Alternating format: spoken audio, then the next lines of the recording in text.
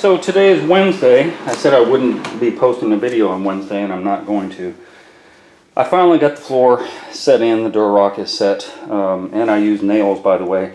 If any of you guys have ever screwed your finger because you got the drill in your hand with a nail in your other, or sorry, with the screw in your other hand, and you ever drop that drill bit into your finger, more than 3 times, I'm going to say it took me 3 times before I finally got a roofing nailer.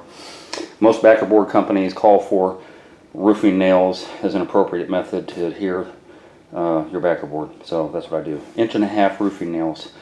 Bam, bam, bam, bam, bam, bam, bam. It makes life so much easier. This is my floor. This is what my customer wants, herringbone. I'm not excited about it because it takes some time, and I have to...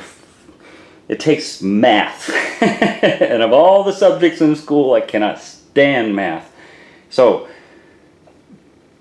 one thing I want to clue you in on this, and this has happened more than once. When I contract to do tile work, and whether that's specifically only the shower, or if it's the shower and the floor, sometimes my customer will think that, well, that's carte blanche to do anything you want. So if you're going to change your mind midstream, or you're going to say, you know what, I decided I want this tile or I want this design or something, it matters. It matters. So when you hire me to do a tile job, my impression is that it's going to be 12 by 12 straight, or 12 by 24, and I need to know that, and it's usually on the contract that we're going to stagger it in half, we're going to stagger it in thirds, and I adhere to that. If midstream, you know what, I would rather have it vertical, then yeah, that matters to me. So you can't come to your contractor, at least you can't come to me, and not think that there's going to be an upcharge to change your mind. If it's changing the design, it's going to change the price. So if I were say, for example, to just, straight next to each other, that's the ideal world. Nobody wants that. They want it staggered. So if I know that ahead of time, I'm going to charge you accordingly if it's staggered. Although straight cuts are a lot easier than diagonal cuts. Everywhere, and this is not even a true diagonal because, well, anyway, I'm not going to go on a tirade, but what I'm getting at is basically you don't get to change your mind without an intent. There are some customers who come to me and said, you know what, I decided I want this design or that design, and I'll pay you to do the extra work. And so, yes, that's perfect. But some people just think that it goes without saying that you're going to do it the way I want it done, and because I'm hired you. No, that's not the way it works. When you change things, it changes the price.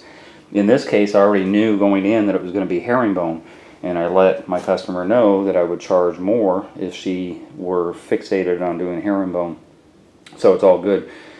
So it's not specific to this job, and I'm letting you know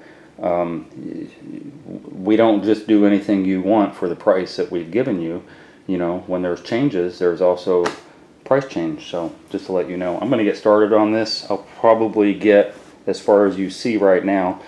I'll only get that done up to my tile saw, and then tomorrow I'll move my tile saw over here and I'll get that done, and then the floor will be done, and then I can put in some baseboards and quarter round and stuff and put my last tile on, because I'm still waiting for my bullnose, which will be here tomorrow.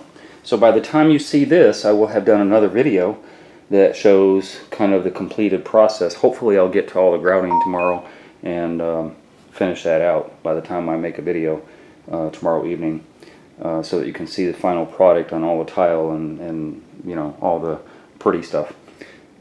Thursday is the day that I'm going to be grouting all of this floor, and then setting the vanity, or at least dry fitting the vanity. I think they need to paint in here before the vanity is set, but I need to dry fit the vanity and drill out the holes where they need to be and all that stuff.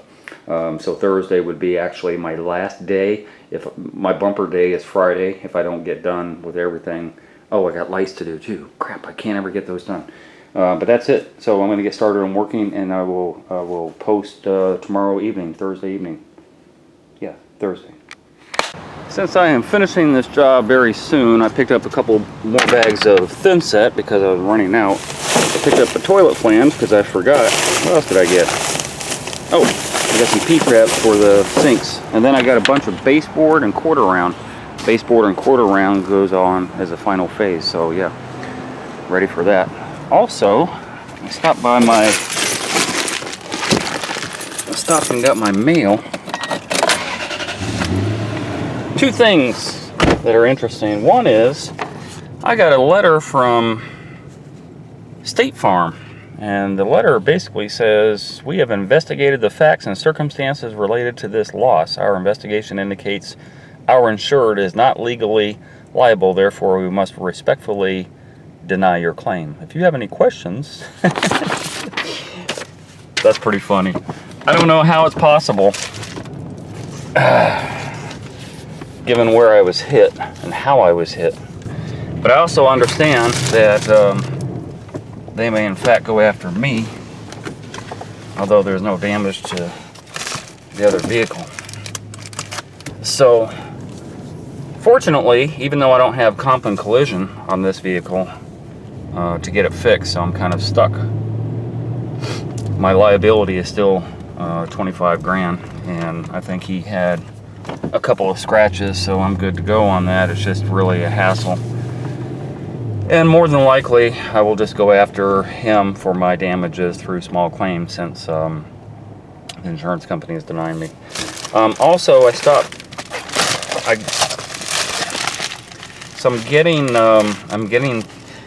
get packages. People send me packages because on my channel, I have my mailing address listed, and people send me things. A couple years ago, this company sent me a lighted shower head that lights up when you turn the water on. Kind of cheesy. That one in particular was kind of cheesy. I did a review on it. It was an unbiased review because, of course, they're not paying me. And that's another thing too. When you see reviews on other people's channels, you always have to question whether or not they're getting paid for their review, because they're not going to say anything bad about it if they're getting some type of, cash money for their review. What else? A couple of other things. The circular saw, the handheld circular saw with the small blade. I did that. I think I did that last spring or last summer.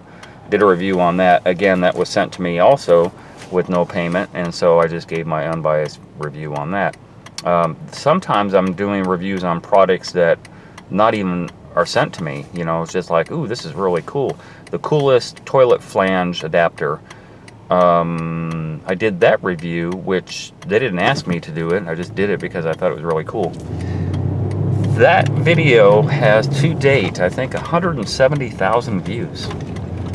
More than their own website, more than their own YouTube video has. So, yeah, influencer is pretty strong, and the more subscribers you have, the more you get sent stuff. Like I got sent this.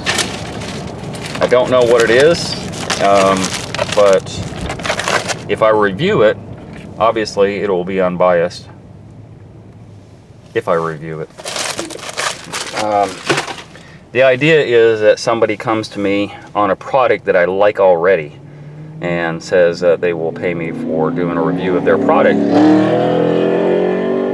That was loud. So if they did that, then obviously I would give them, 2 thumbs up because I like their product already, and they're giving me their free product, and I'm getting paid for it on top of that. So that's the ideal situation, and that may still come. I only have 30,000 subscribers. By the time I get up to probably 50 or more, usually that mark is about 100,000 subscribers when companies really see you as a serious marketing tool.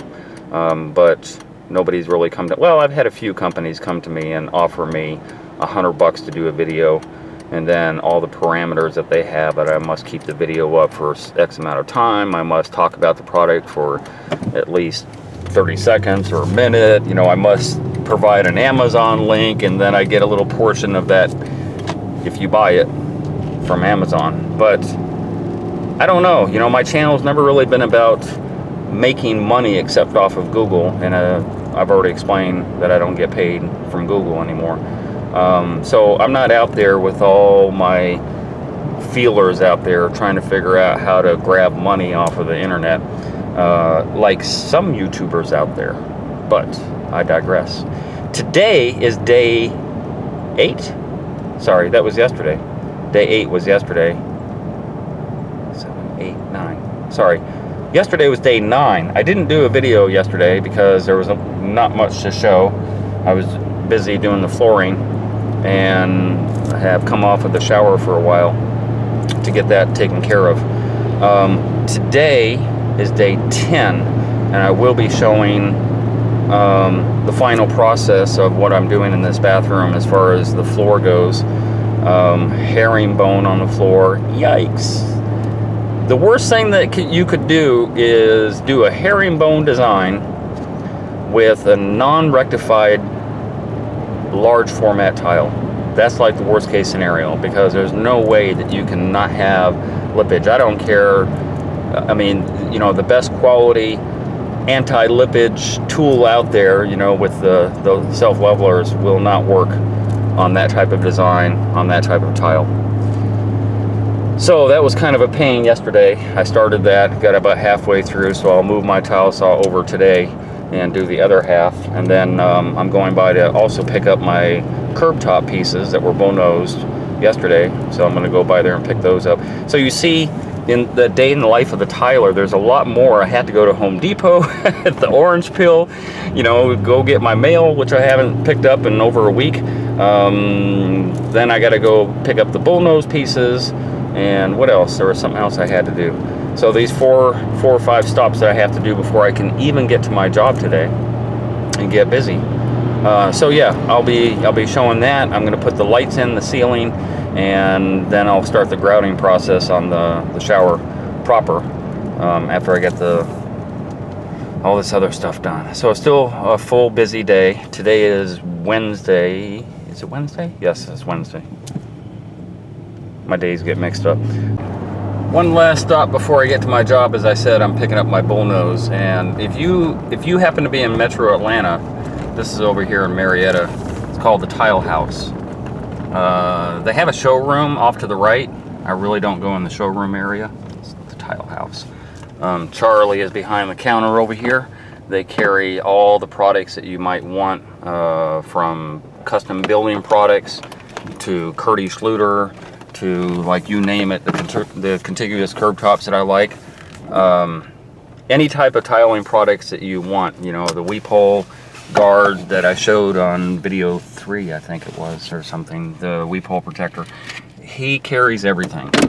So if you're ever around the Marietta area, or you can't find something at Floor and Decor, Charlie here at the Tile House is the guy you want to see.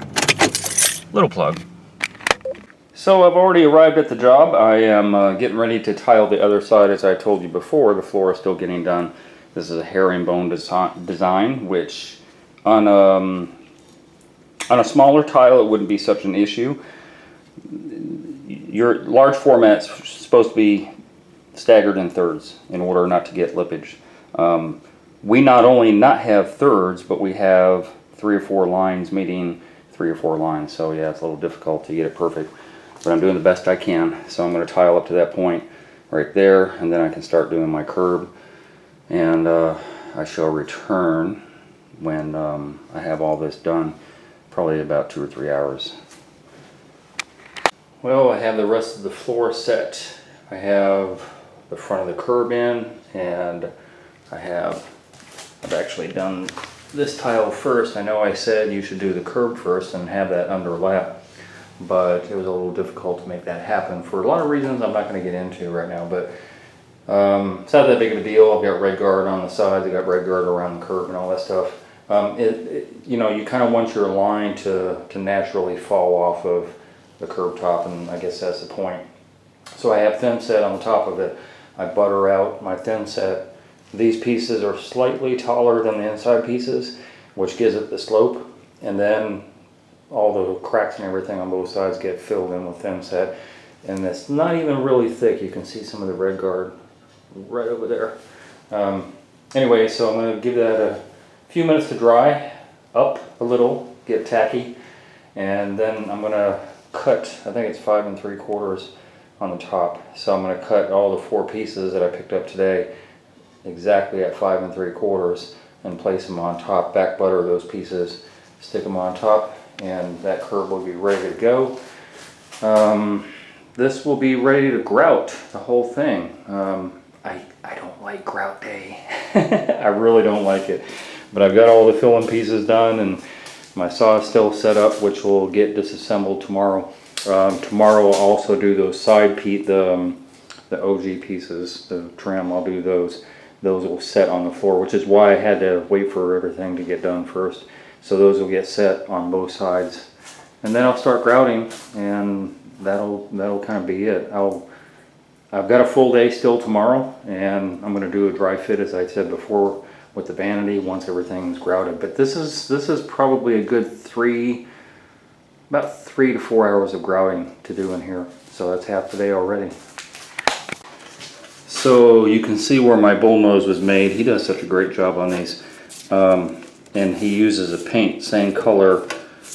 Custom Building Products makes the grout that I use, and the same colors that they have in grout they have in paint. So he paints the edge here, and it happens to be DeLorean gray, and it happens to blend into this tile very well. So this kind of should go without saying, but I'm going to say it anyway. Use a fence on your saw. That way you get don't try and freehand it. Don't try and, usually I draw a line with my tape measure, and or I got a level or a straight edge or something. I draw a line and I kind of freehand it, which usually works out. But on the curb, this really matters to get all these pieces exactly. So even if it's not exactly 5 3/4, which it is in this case, at least all of them are off, and they're all exactly the same. Anyway, the tile blade takes up 1/8 of an inch, so you have to compensate for that 1/8 of an inch. So when I set for 5 3/4, I'm actually offset about 1/8 of an inch, if you see there. And then I tighten up my fence and do a final measurement. My tape is horrid. I get wet, and you can see that right off of the right off of the right of my blade here, right? I have my tape measure right on my blade. It's exactly 5 3/4, and so that's what I need. And I'll just run all of these the same way. So another little trick. Oh, by the way, anytime I tell you something on my videos, whether it's videos on the past or this series that I'm doing this bathroom renovation, it's my way. There's a lot of ways to do different things, and I'm not saying nothing here is etched in stone. You know, even when I was talking about putting the curb top on first and then having the other tile overlap it, that's preferable. But you know, things still work. So don't get fixated on everything I say is 100%. Just want to put that out there. And a very good example of that is how to build a curb. I have been asked more than once how I get my slope. Do I make my slope somehow with the 2x4s that I place in it prior to doing everything else? Do I make my slope with my backerboard? No. I make my slope with the tile and thin set. A little more thin set, you know, in the front, and a little less in the back. That way you have a nice when you're doing a curb, you want a slope on it about right there, up to that second line or so. If it's a little more, that's cool, but at least that. And that's how I do my slope. Anyway, done for the day. Got to get out of here. Got to let all this dry, put a fan on it, come back tomorrow.